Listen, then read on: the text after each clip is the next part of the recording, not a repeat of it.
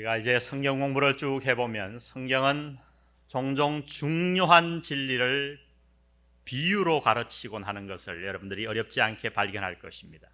근데 가만히 관찰해 보면 그 가르치고자 하는 진리가 중요하면 중요할수록 비유를, 우리와 친근한 비유를 들어서 이야기하십니다. 여러분, 우리와 가장 친근한 것이 무엇일까요? 두말할 것도 없이 바로 저와 여러분이 가지고 있는 이 몸일 거예요. 그래서 성경에서는 우리의 몸을 비유하여 설명한 진리가 딱 두 가지가 있는데 그것은 각각 가정과 교회입니다. 부부는 한 몸이라고 설명하셨고 우리가 지금까지 공부해 왔습니다마는 교회는 그리스도의 몸이요 우리는 그 몸의 지체라고 우리는 배웠습니다. 이것을 볼진데 이 세상에서 가장 중요한 기관은 다름 아닌 가정과 교회임을 우리는 어렵지 않게 발견하게 됩니다. 그런데 우리 모든 그리스도인은 각각 이 중요한 가정과 교회에 속해 있는 자들입니다. 여러분, 이 가운데 가정과 교회에 속하지 않은 사람은 아무도 없을 거예요. 우리 그리스도인들은 다 이 두 기관에 속해 있습니다. 그러면 우리는 이런 질문을 해봄직합니다. 우리는 이 중요한 가정과 교회의 일원으로서, 이러한 하나님이 주신 중요한 기관의 일원으로서 우리는 어떻게 행동해야 할까? 여러분, 이미 말씀드렸듯이 우리가 그것을 알기 원하면 먼저 우리 몸을 살펴보면 됩니다. 왜? 하나님은 이 중요한 진리, 가정과 교회에 대한 진리를 우리의 몸에 비유해서 가르쳐 주셨기 때문이에요. 내 몸을 잘 보면 내가 가정에서 어떻게 행동해야 되고 내가 교회에서 무엇을 어떻게 해야 하는가를 우리는 어렵지 않게 알 수 있습니다. 여러분, 어떻게 해야 몸이 건강할 수 있습니까? 몸이 건강하기 위해서는 먼저 몸의 지체들이 각각 제 기능을 다 해야 합니다. 손은 손의 역할을 잘 해야 되고 심장은, 폐는, 장은 각각 자기가 맡은 기능을 잘 해야 돼요. 또한 우리 몸 가운데는 필요하지 않은 지체는 없습니다. 모든 지체가 다 소중해요. 얼핏 보기에 별로 중요하지 않다 이렇게 보이는 지체들도 그 지체가 딱 탈이 나보면 그것이 얼마나 중요한가를 우리는 느끼게 됩니다. 제 친구 목회자님 가운데 한 분이 굉장히 힘이 좋은 목사님이 있어요. 그분은 뭘 해도 이렇게 세게 합니다. 아주 손하고 힘도 좋고 성격도 정열적이고, 근데 그분이 늘 칫솔질 하는 걸 보면 아주 박력이 있어요. 제가 뭔가 마음에 걱정이 돼서 그 힘을 좀 빼봐라. 안 된대요. 힘이 너무 좋아서. 그러면 전동 칫솔을 사용해라. 아무래도 다치겠다. 근데 아니라고. 근데 하루는 팍 하다가 이 위에 보면 여러분 윗입술하고 잇몸 사이를 연결하는 뭐가 있어요. 이렇게 혓바닥을 한번 지금 더듬어 보시겠어요? 그걸 뭐라고 부르는지 모르겠어요. 제가 의사 선생님한테 물어보고 왔어야 되는데 그 힘줄이 딱 잘라져 버렸어요. 힘이 좋으니까. 근데 어느 날 그 잘라진 걸 몰랐는데 자꾸 이렇게 입을 막는 거예요. 워낙 성격이 좋아서 입 근처에는 손도 안 대고 막 씹어먹고 이빨도 그냥 쑤시고 이러는 목사님인데 자꾸 입을 이렇게 하는 거예요. 이거 왜 그러냐 그랬더니 칫솔질을 하다가 이게 뚝 끊어졌는데 자꾸 입술이 위로 말려 올라간다는 거예요. 실제 말려 올라가는지 느낌이 그런지 모르겠어요. 그래서 자꾸 쓰다듬어 내리는 거예요. 여러분, 우리 몸에 중요하지 않은 지체가 있는 것 같아요. 가만 보면 저거는 별로 쓸모없겠다 그러지만 여러분 한번 그 지체가 딱 탈이 나보세요. 그것이 얼마나 우리 몸에 소중한지. 그래서 사도 바울은 얘기합니다. 우리의 몸과 교회의 지체를 얘기하면서 오히려 우리의 눈에 보기에 아름답지 않고 요긴해 보이지 않는 지체가 더욱 요긴하도다라고 이야기하고 있는 것입니다. 몸이 건강하기 위해서는 모든 지체가 각각 자신이 맡은 기능을 다 해야 합니다. 여러분, 그렇지 않습니까?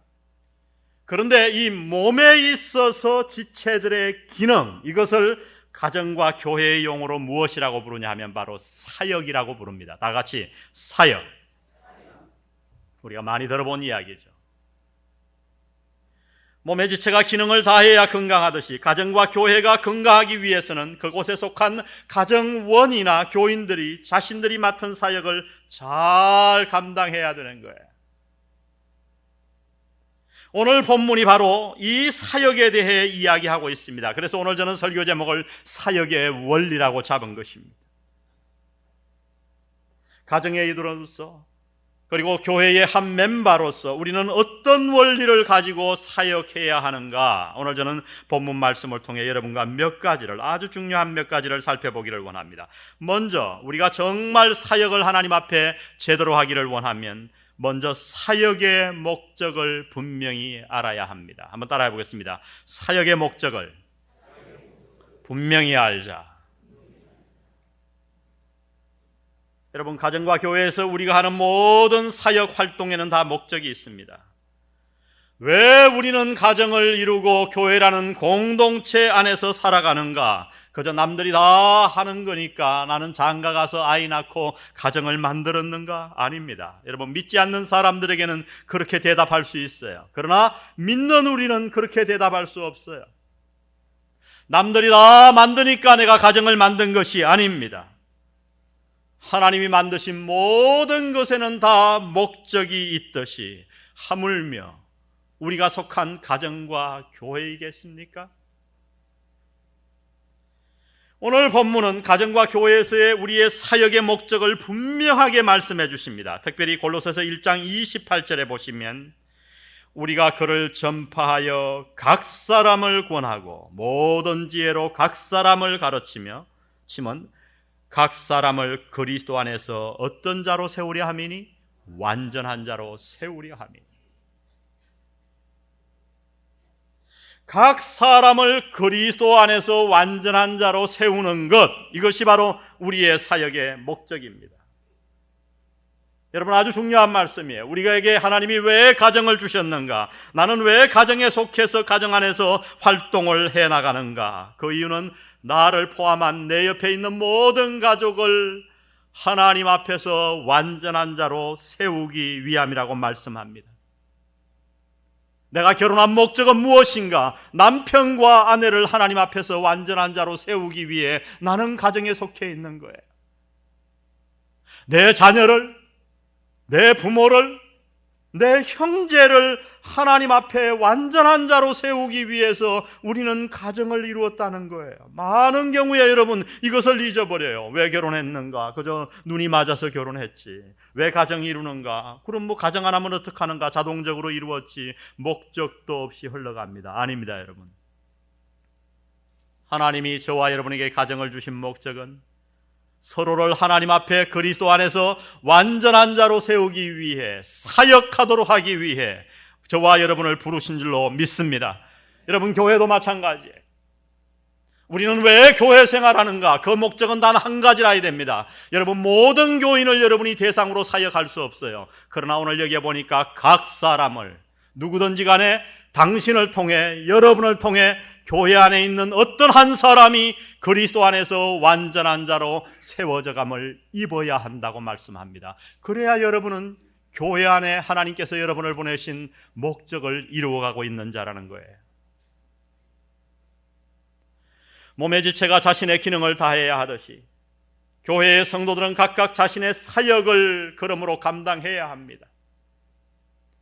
그런데 그 사역의 목적이 무엇인가? 다름 아닌 교회 안에 속한 모든 자들을 그리스도 안에서 완전한 자로 세우는 것이라는 거예요. 여기 완전하다 하는 단어는 심판날 그리스도 앞에 섰을 때에 흠이 없는, 칭찬받을 수 있는 상태를 얘기하는 거예요. 예수님을 닮은 상태를 말하는 겁니다. 여러분, 이것이 바로 우리가 교회 생활하는 이유라고 말씀합니다. 하나님이 교회를 왜 만드셨는가? 당신을 왜 영안교회에 소속하게 하셨는가? 당신을 위해서가 아니라 당신을 통해서 누군가가 그리스도 안에서 완전한 자로 세워져감을 입게 하기 위해서. 여러분, 이 목적을 잊지 마세요. 우리가 왜 교사 되었는가? 나는 왜 목자가 되었는가? 왜 오늘 성가대를 하는가? 나는 교회에서 왜 봉사하는가? 이 모든 교회 안에서 봉사와 섬김의 목적은 하나입니다. 나를 통해 누군가 한 사람이 그리스도 안에서 완전하게 되기 위해서. 여러분, 그러므로 교회 사역에서 이 모든 교회 활동은 바로 이것이 바로미터가 되어야 합니다. 그러므로 오늘 이 아침에 여러분 스스로에게 한번 질문해 보십시오. 지금까지 당신의 사역을 통해 누군가가 그리스도 안에서 완전하게 만들어진 적이 있었던가요? 한번 지금 쭉 주마등처럼 한번 명단을 대보세요. 5년, 10년 여러분이 신앙생활 해왔는데 그 신앙생활의 결과로 누가 완전하게 그리스도 안에서 세워져 감을 입었습니까? 지금까지 수십 년 가정생활을 해왔는데 여러분의 남편과 여러분의 아내와 자녀와 부모를 보십시오. 당신으로 말미암아 그들이 완전해졌던가요? 그렇다면 여러분은 당신은 사역을 제대로 하고 있는 것입니다. 그러나 수많은 활동을 하였음에도 불구하고 많은 시간을 들였고 돈을 들였고 정열을 바쳤다 해도 많은 시간을 들여 교제하였다 해도 그 활동을 통해 누군가가 세워지지 않았다면 당신은 사역을 한 게 아니에요. 단순히 사회 활동을 했을 뿐이에요. 우리 몸으로 말하면 활동을 거친 장기에 지나지 않아요. 여러분, 활동을 거친 장기가 얼마나 몸에 부담을 주는지 여러분 아시겠죠? 이것이 바로 많은 사람들이 빠져드는 함정입니다. 평생 교회에서 활동하고 사역했는데 막상 그 활동을 통해 세워진 사람이 하나도 없는 거예요. 여러분, 그것은 신앙생활이 아니에요. 그것은 교회 생활이 아니에요. 여러분, 이것이 바로 가능하다고 하나님은 말씀해 주십니다. 우리가 잘 아는 염소에 비유하시죠. 하나님께서 어느 날 양과 염소를 부르십니다. 그리고 염소의 떼에게 이렇게 얘기합니다. 너희들은 정말 나에게 축복을 받지 못하겠도다. 그랬더니 그 염소들이 나와서 뭐라고 그럽니까? 주여, 우리가 주의 이름으로 선지자 노릇하며 주의 이름으로 귀신을 쫓아내며 주의 이름으로 병을 고치며 주의 이름으로 능력을 행하지 아니하였나이까? 예수의 이름으로 교회 활동을 했어요. 그때 예수님께서 뭐라고 말씀하신다고요? 불법을 행하는 자들아 나를 떠나가라. 내가 너희를 전혀 알지 못하겠노라. 여러분, 이것이 바로 우리의 바로미터가 되어야 됩니다.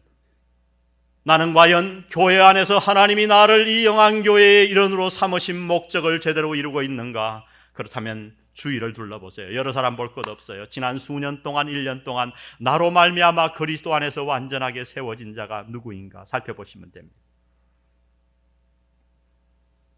하나님이 우리에게 가르쳐 주신 가정과 교회에서의 사역의 원리는 너무나도 간단합니다. 먼저 우리는 사역의 목적을 분명하게 알아야 합니다. 두 번째, 우리가 제대로 사역을 하기 위해서는 올바른 사역의 방법을 사용해야 합니다. 다 같이 따라해 보겠습니다. 올바른 사역의 방법을 사용하자. 우리의 사역의 목표가 사람을 그리스도 안에서 완전한 자로 세우는 것이라면 그 목표를 이제 어떻게 달성할 수 있겠습니까? 오늘 본문은 우리가 그 목적을 달성할 수 있는 중요한 방법 두 가지를 말씀해 주시는데, 첫 번째 오늘 본문에 보니까 그것은 권함입니다. 권함. 28절에 보니까 우리가 그를 전파하여 각 사람을 권하고 그랬어요. 이것은 좀 우리나라 말로 이렇게 번역되었습니다마는 그 원어의 뜻을 보면 잘못된 것을 고쳐주는 거예요. 여러분, 우리 안에는 타락한 본성이 있어요. 이것을 성경은 이러기를 옛사람 혹은 육신이라고 부릅니다. 이 옛사람과 육신은 우리 안에 남아있어서 이 땅에 살아있는 한 우리로 하여금 죄를 짓게 만듭니다. 아무리 천성이 착하게 태어난 사람도 그 안에 육신은 타락해져 있어요. 그래서 어떻습니까? 죄를 자꾸 죄 쪽으로 끌려가게 되어 있어요. 죄를 짓고 싶어요. 혼자 가만히 있으면 좋은 생각만 하는 게 아니라 뭔가 자꾸 다른 엉뚱한 생각을 하게 돼요. 무엇이 그렇게 만듭니까? 우리 안에 있는 타락한 본성이 나를 그렇게 만드는 거예요. 그러면 예수를 믿고 나면 이 타락한 본성이 싹 사라지는가? 여러분, 그러면 얼마나 좋겠어요. 근데 그러지 않아요. 예수를 믿었음에도 불구하고 내 안에 있는 타락한 본성은 사라지지도 않고 전혀 변화되지도 않은 채로 그대로 있어요. 어떤 분들 한 5년, 10년 열심히 성경 공부하고 뭔가 된 것 같아요. 근데 어느 한순간에 악하고 부부싸움하다가 터지면 보면 저 인간 5년 전하고 똑같네. 그래서 본인도 시험에 빠지고 상대도 시험에 빠지고 그래요. 여러분, 시험에 빠질 게 하나도 없어요. 왜? 우리의 본성은 변하지 않아요. 그러면 도대체 예수 믿은 것의 의미는 무엇인가? 예수 믿기 전에는 내 안에 그 옛사람을 이길 능력이 없었어요. 그래서 날마다 져요. 100점 100패예요. 근데 여러분, 예수 믿고 나면 놀라운 일이 생깁니다. 우리 안에 죽었던 영이 살아나고 성령 하나님이 내 안에 거하십니다. 그러므로 내 본성은 변하지 않고 그대로 있는데 어떤 일이 일어나요? 어떤 게 가능해요? 성령의 능력으로 육신을 이길 수 있을 줄 믿습니다. 그러니까 날마다 성령님께 순종해서 이 육신을 이겨야 되는 거예요. 육신을 자꾸 변화시키려고 하지 마세요. 이건 안 변해요. 이거 속는 거예요. 이건 그대로 있어요. 옛날에 고약한 성격 그대로 있다고요.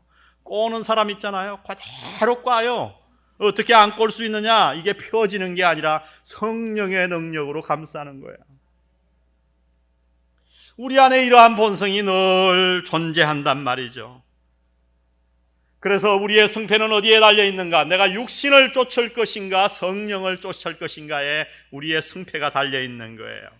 그래서 성경은 우리에게 이렇게 말씀하십니다. 로마서 6장 12절에 보니까, 그러므로 너희는 죄로 너희 죽을 몸에 왕노릇하지 못하게 하여 몸의 사욕을 순종치 말고, 또한 너희 지체를 불의의 병기로 죄에게 드리지 말고, 오직 너희 자신을 죽은 자 가운데서 다시 산 자같이 하나님께 드리며 너희 지체를 의의 병기로 하나님께 뭐하라? 드리라. 이 하루만 한 번만 드리는 게 아니라 계속해서 드리라. 의의 병기로 드리라. 자, 우리에게 왜 권면이 필요합니까? 바로 이런 이유 때문이에요. 우리 안에 죄의 본성이 그대로 살아남아 있기 때문에 누구든지 권면하지 않고 그대로 두면 죄를 따라가게 되기 때문입니다. 그러므로 우리 모든 사람들에게는 권면이 필요합니다. 오늘 그러한 이유 때문에 하나님은 이 본문에서 말씀하시는 거예요. 어떻게 각 사람을 우리가 완전한 자로 세울 수 있는가? 가정에서 내 자녀를, 남편을, 내 형제를, 교회에서 내 옆에 형제 자매들을 어떻게 그리스도 안에서 완전한 자로 세울 수 있는가? 하나님은 말씀하십니다. 그렇게 하기 위해서는 우리가 그들에게 향해 권면해야 된다고요. 우리 안에 있는 본성이 그대로 살아남아 나도 모르게 나를 죄의 골짜기로 끌고 가게 됩니다. 그때 내 옆에 있는 성도가 나를 권면해 줘야 한다는 거예요. 여러분, 이것이 바로 사역의 본질이에요. 그러므로 진정으로 우리가 사역을 하기 원하면 사람들이 듣기 좋은 말만을 해서는 안 돼요. 영적 유익을 위해 하나님의 말씀에 근거하여 틀린 것을 틀렸다고 지적해주며 그들에게 아픈 말도 하고 때로 그들이 듣기 싫어하는 쓴소리도 해야 합니다. 이것이 성경이 말하는 사역의 방법이에요. 제가 어릴 때 다리에 종기가 났어요. 서울에서 종기가 나가지고 방학 때 그거 치료되지 않아서 내려갔는데 정말 종기가 막 썽이 났는데 건드리기만 해도 너무너무 아프더라고요. 어머니를 헤어져 있다가 서울에서 얼마나 엄마가 보고 싶었어요. 정말 그리워하는 마음으로 갔는데 제가 쩔뚝쩔뚝하고 들어오는 걸 보더니 왜 그러냐고 종기를 보더니 부엌에 가서 뭘 이렇게 준비해 오시더니 잠깐만 눈을 감으래요.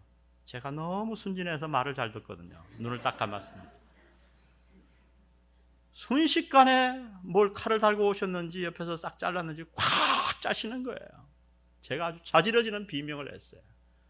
얼마나 섭섭했던지 제 어린 마음에 세상에 믿을 사람 하나도 없구나. 그런데 신기하게 그렇게 오랫동안 아프던 종기가 그 다음날부터 말라지는 거예요. 거기서 고름이 쏟아지고 깨끗하게 낫는 거예요. 여러분, 이 말씀에 우리가 누군가를 그리스도 안에서 완전한 자로 세우기 위하면 하나님은 말씀하십니다. 각 사람을 권하고. 여러분, 오늘 세대는 너무 예민한 세대예요. 그래서 실은 조금만 눈치만 보여도 사람들이 싫어하고 말이죠. 그러다 보니 어떻게 합니까? 저 사람이 멸망의 길로 가는 게 보여요. 잘못 행동하는 게 보여요. 그런데 말을 안 해요. 자녀들도 말을 안 하고 부모들도 말을 안 하고 교회 안에서 성도들도 주일날 안녕하십니까 이렇게 얘기하고 속으로는 아닌데 여러분 그거 아니에요. 오늘 하나님은 분명히 말씀하십니다. 너희가 정말 교회 안에서 사역을 제대로 감당하기를 원하면 각 사람을 대하여 가정에서 교회에서 권면하라 말씀합니다. 쓴소리도 하라고 말씀합니다. 우리가 만일에 이 일을 행하지 않는다면 그를 망치는 것입니다. 제 기능을 당하지 않는 거예요. 오늘 이날 이후에 우리의 가정과 교회에서 하나님의 말씀에 근거한 권면이 있기를 주의 이름으로 축원드립니다. 우리 옆에 사람 보고 인사하십시다. 서로 우리 권면하십시다.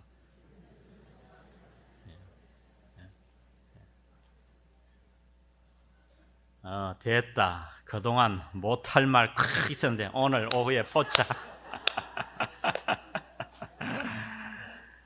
예, 그럴까 봐서 오늘 하나님이 뭐라고 말씀하십니까? 28절을 보세요. 그런 사람이 있을까 봐 우리가 그를 전파하여 각 사람을 권하고 모든 뭐로 가르쳐요? 모든 지혜로. 우리나라 성경은 이렇게 번역됐지만 모든 지혜가 권함과 가르침을 다 수식하고 있어요. 지혜로 하라. 분명히 말은 맞아요. 그런데 때가 얼마나 중요합니까? 여러분, 특별히 남을 책망하려고 하면 분위기를 잘 잡아야 돼요. 마음을 열어놓고 해야 돼요. 아무리 오른서로도 마음의 준비가 안 됐는데 그 소리를 하면 내가 상처밖에 입을 게 없어요. 나는 분명히 진리를 말했는데 먹으려면 먹고 말라면 말아. 그 사람은 상처를 입어가지고 더 망가지는데도 난 책임이 없다는 거예요. 여러분, 그것은 지혜가 아니에요. 그럴까 봐서 하나님 말씀하시는 거예요. 모든 지혜로 하라. 특별히 여러분 권면을 할 때 지혜롭게 하시기를 바랍니다. 정말 남편에게 뭘 고칠 게 있거든 10가지 칭찬을 하세요. 음식을 잘 장만해주고 분위기를 잡아놓고 여보 당신은 이거도 좋고 이거도 좋고 정말 좋아. 그런데 한 가지만 고치면 더 좋겠다. 뭔데? 얘기하면 상처가 안 돼요. 그래 사실 내가 그런 게 좀 있지.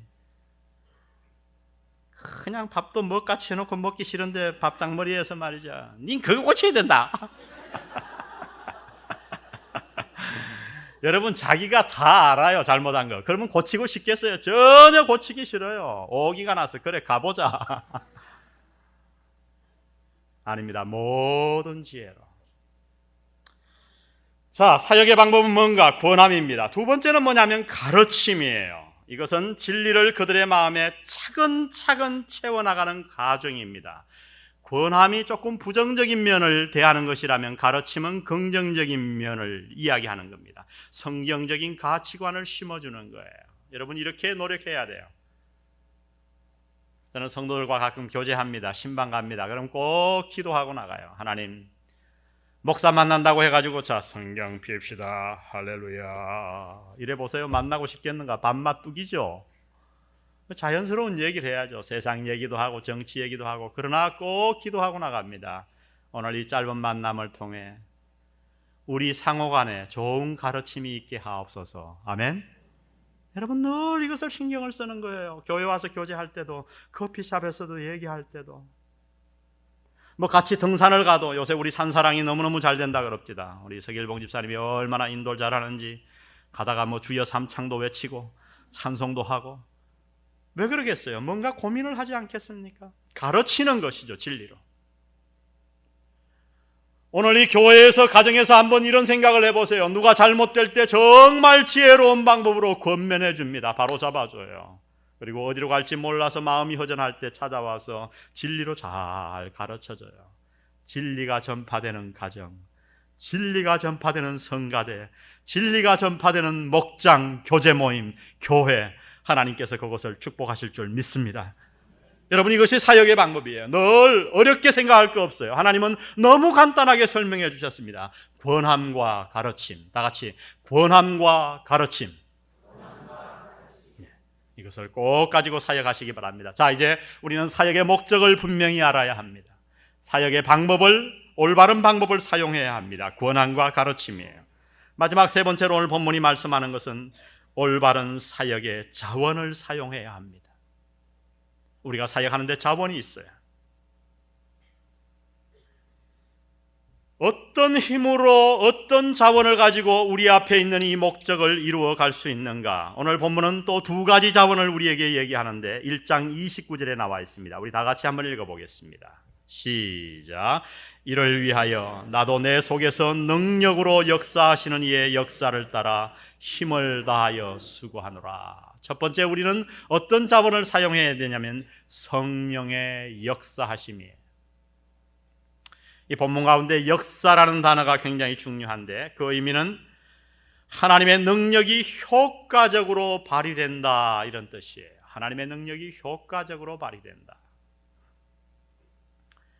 이 단어가 성경 어디에서 쓰였는가를 찾아보면 굉장히 이해하기가 쉬워지는데요. 이 단어는 그리스도의 부활 사건을 묘사하는 데 쓰여졌어요.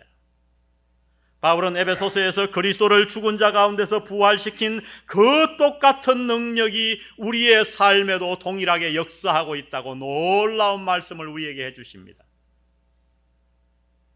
이 능력이 장차 우리의 낮은 몸을 영광의 몸으로 변화시킬 것입니다. 이 능력은 다름 아닌 성령의 능력이에요. 지금 바울은 그의 안에서 역사하는 성령님의 역사에 따라 자신에게 주어진 사역을 감당하고 있다고 우리에게 간증하고 있는 것입니다. 여러분, 이것이 굉장히 중요해요. 가정에서, 교회에서 권함과 가르침과 내 옆에 있는 사람을 그리스도 안에서 완전한 자로 세워나가는 이 어렵고 놀라운 사역을 우리가 무엇으로 감당해야 하는가? 성경은 말씀합니다. 인간의 힘으로 불가능하다고요. 그리스도를 죽은 자 가운데서 다시 살리신 우리의 이 죽은 몸을 장차 영광의 몸으로 변화시키실 그 놀라운 성령의 능력의 역사하심에 따라 이 사역을 감당해야 한다고 말씀합니다. 내 속에서 역사하시는 이의 역사, 여러분, 그 힘은 무한한 거예요. 하늘로부터 오는 힘입니다. 내 힘이 아니에요. 내 지식과 경험이 아니라, 내 인격이 아니라 하늘로부터 오는 힘으로 일하는 자들이 바로 우리 사역자들이라는 거예요. 우리 그리스도인들입니다. 할렐루야. 내 남편은 도저히 안 돼요. 그럴까요? 저희 교회는 29년 만에 돌아온 남편도 있어요. 지난주 새가족 성경공부, 새가족 환영 파티를 했는데 제가 얼마나 은혜 받았는지, 이번에는 한 90%가 전혀 예수 안 믿는 분들이 오셨어요. 그 가운데 한 자녀가 이런 간증을 했어요. 제가 우리 어머니가 돌아오시도록 26년을 기도했습니다. 그 어머니가 마이크를 받으시더니 저희들에게 인사하고 이렇게 말씀하셨어요. 제가 절에서 보살이었습니다. 무슨 보살이라는데 제가 잊어버렸어요. 거기도 무슨 보살 급이 있는가 봐요. 교회 안에 담임이 있고 부목이 있고 전도사가 있듯이 지장보살인가 하여튼 무슨 보살이었는데 아들의 기도로 말미암아 26년 만에 돌아왔습니다. 이 자리에 앉아 계신지 모르겠어요. 여러분, 이런 일이 가능할 줄 믿으시기 바랍니다. 내 힘으로 되는 게 아니에요. 이 사역을 어떻게 감당해야 되는가? 성령의 역사하심에 따라. 또 한 가지 자원을 이렇게 얘기합니다. 오늘 29절에 보니까 힘을 다한 수고라고요. 1장 29절을 다시 한번 보세요. 이를 위하여 나도 내 속에서 능력으로 역사하시는 이의 역사를 따라 힘을 다하여 뭐하노라? 수고하노라. 이 수고한다 하는 단어를 제가 헬라어로 찾아보니까 아주 재미있는 단어더라고요.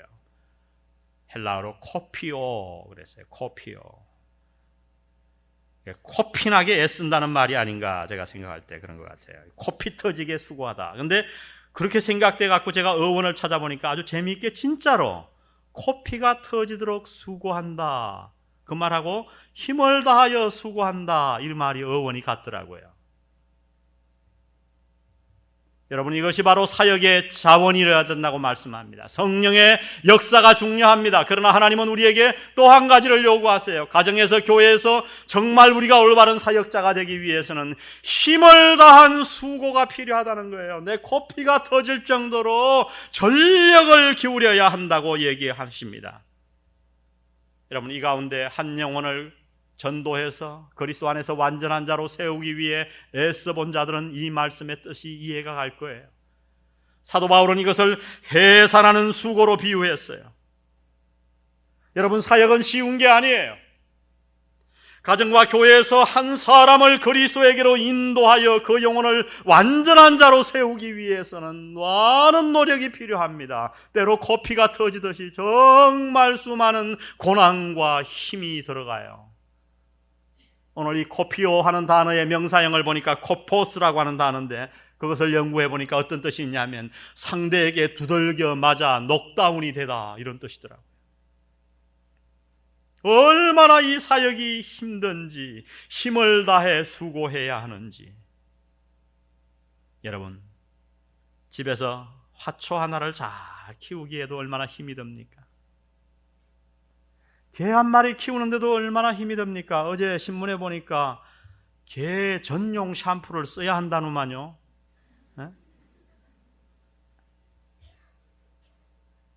하물며 사람이겠습니까?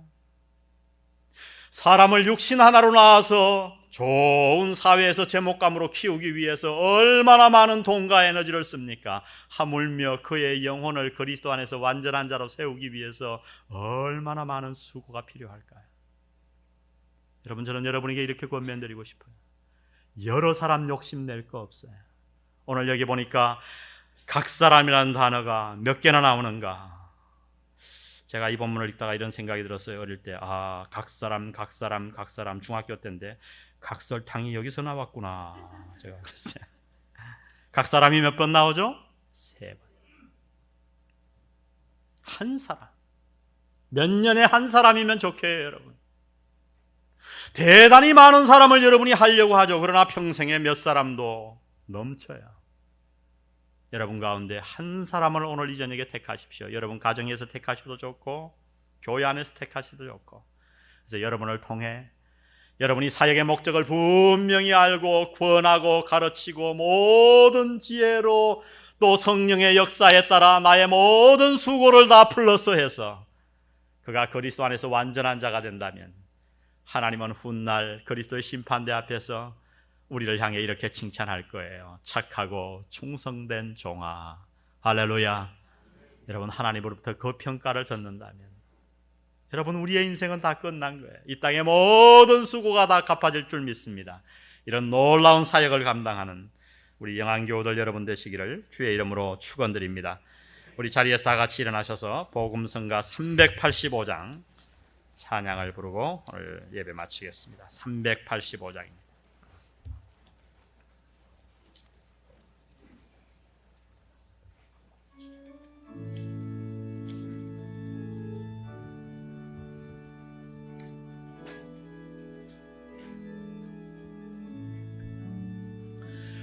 당신의 그 섬김이 전국에서 해같이 빛나리. 당신의 그 겸손이 전국에서 해같이 빛나리. 당신의 그 믿음이 전국에서 해같이 빛나리. 당신의 그 충성이 전국에서 해같이 빛나리. 주님이 기억하시면 족하리.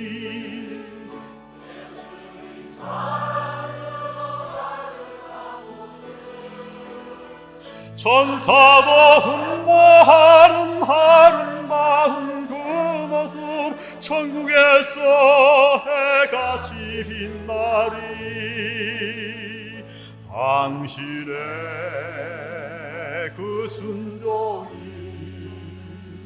천국에서 해같이 빛나리. 당신의 그 사랑이 전국에서 해같이 빛나리. 당신의 그 찬송이 전국에서 천국에서 해같이 빛나리. 당신의 그 헌신이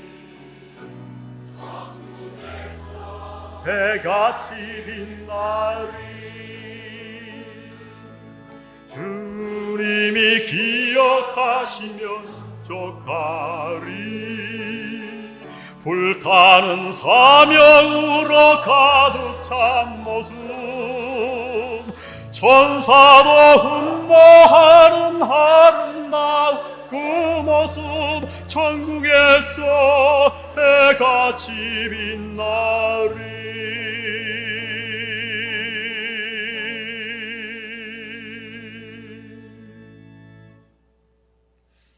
성부, 성자, 성령의 은혜가 오늘도 우리에게 주신 이 고귀한 가정과 교회에서 하나님이 맡기신 사역을 놀랍게 감당하기로 작정하는 우리 영안교우들 머리 위에 지금부터 영원히 함께 하시기를 예수님의 이름으로 간절히 축원하옵나이다.